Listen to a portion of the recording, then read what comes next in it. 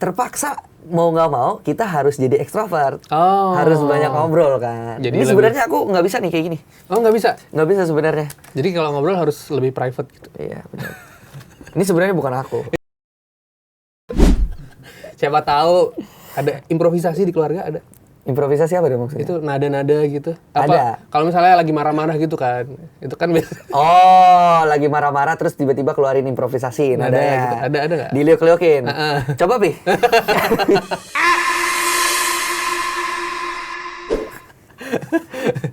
Enggak, tapi kita nggak yang gitu banget sih. Tapi emang lebih sering ngabisin waktu untuk ngulik lagu. Di rumah? Iya, beberapa lagu dangdut klasik kita coba kita bikin versi kayak gini, kita ulik kayak gini, improvisasi kayak gini. Oh, oke. Berarti ada ini dong, kayak band Smart favorit gitu. Kan biasanya ada Rhoma Irama, ada Meggy Z. Oh, itu kan. Pasti Rhoma Irama. Rhoma Irama ya? Iya. Jadi band Smart lu ya? Sama anaknya juga Ridho Rhoma sama papiku sih. Aku 3 sih paling. Oh sih, iya, mengidolakan itu ya. Mengidolakan 3 orang itu. Haji Roma tuh emang menurut gue ini sih, musisi yang udah satu legenda, dia tuh mau menyesuaikan zaman gitu loh. Iya, bener. Kan yang di konser Ayu Ting Ting nyanyiin lagu K-pop kan? Iya. Nyanyi bener. lagu Butter. Iya. Waktu itu kan. Iya.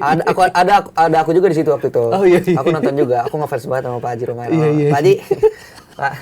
Udah di Pesta Pora jadi ini lagi imam sholat Jumat. Iya, itu. Emang menyesuaikan zaman banget lah. Best banget lah pokoknya Pak Haji. Iya, oke. Oke. Dari kecil udah di keluarga udah dangdut banget. Iya. Terus kemudian pas kompetisi dari umur 14 tahun kalau nggak salah ya itu kompetisi ya.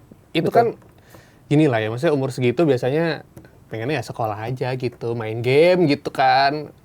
Di sekolah juga aku ngulik lagu. Gimana ya? Kayak yang paling bikin aku seneng tuh apa tuh? Berurusan sama hobi aku seni. Oh, oke. Apapun yang berhubungan sama seni, mau itu puisi, mau itu bikin lagu, mau itu alat musik, semuanya aku suka.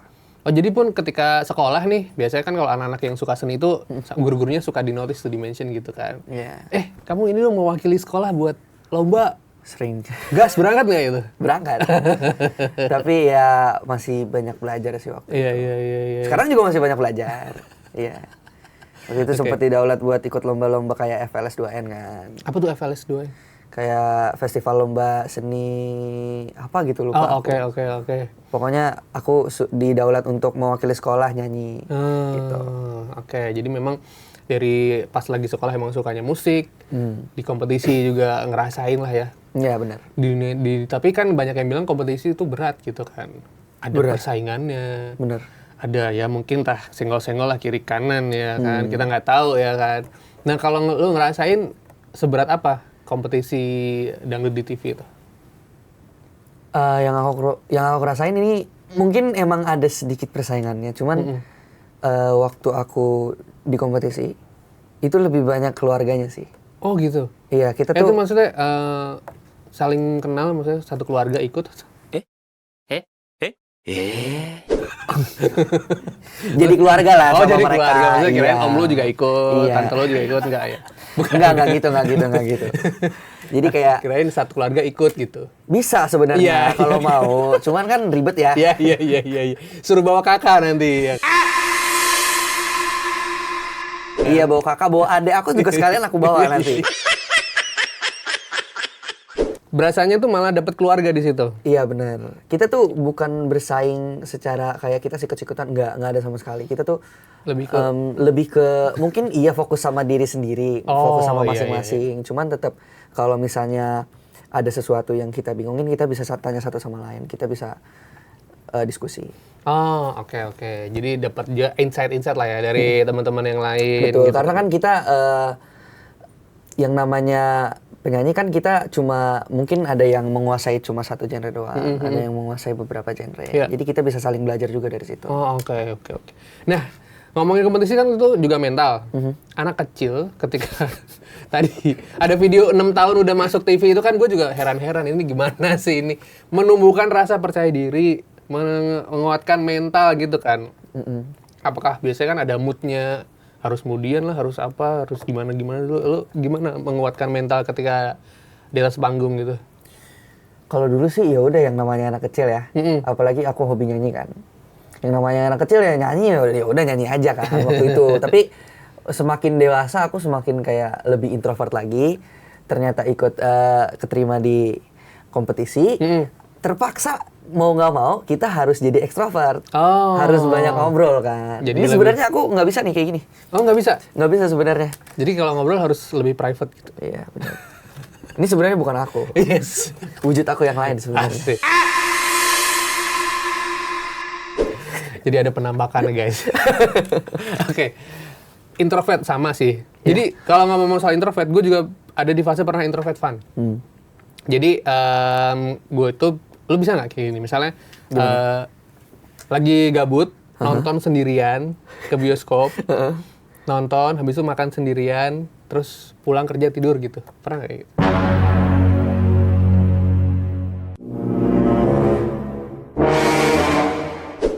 Tapi jujur itu yang paling enak sih. Nah, gue pernah ada itu di fase paling enak itu. sih. Iya, emang itu kayak gitu. Kayak kita tuh menikmati hidup kita sendiri tanpa ada yang ngajak ngobrol, tanpa ada yang ganggu. Itu enak banget. Nah, gue ada di fase itu. Nonton konser pernah sendiri nggak? Pernah. Udah itu sama, gue juga pernah. Itu pokoknya sampai sekarang sih masih kayak gitu. Iya. Karena aku juga nggak bisa kalau rame-rame gitu. Kayak rame-rame itu ngumpul-ngumpul nggak bisa. Terlalu rame juga nggak bisa ya? Terlalu rame nggak bisa. Iya. Cuman karena syuting dan di TV juga kan, terpaksa harus ekstrovert. Berarti ketika lu ngerasa terpaksa, ada yang dikorbankan dong berarti? Apa ya? Energi sih yang dikorbankan pasti. Karena kan kita pasti seorang introvert ya.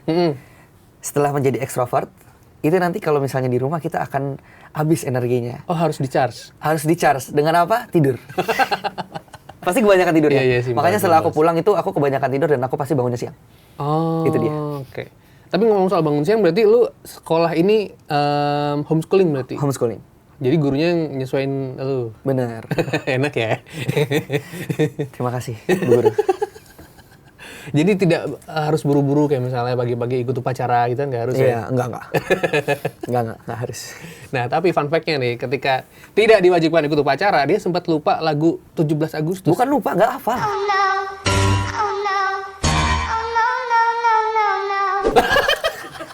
Aku nggak tahu lagu 17 Agustus, lagu yang mengheningkan cipta, aku nggak tahu. Itu efek itu homeschooling sebenarnya kalau menurut gue sih. Oh enggak, kalau itu bukan efek homeschooling. Itu efek karena kebanyakan denger dangdut. Jadi aku nggak tahu lagu-lagu kayak lagu-lagu mengheningkan cipta, lagu-lagu 17 Agustus itu. Oh iya. Cuman karena bisa nyanyi, didaulat oleh Pak Kepsek untuk menghafalkan lagu ini, disuruh mendampingi nyanyi di upacara. Gitu. Agak nggak enak juga sih sebenarnya, karena sebenarnya kan lagu 17 Agustus sama yang lain-lain itu kan wajib ya kita tahu. Betul. Tapi aku nggak tahu, aku malah tahu dangdut kan. Gitu. Nggak enak juga sih. Berarti lu ngerasanya lagu dangdut jadi lagu wajib gitu? Ya, betul.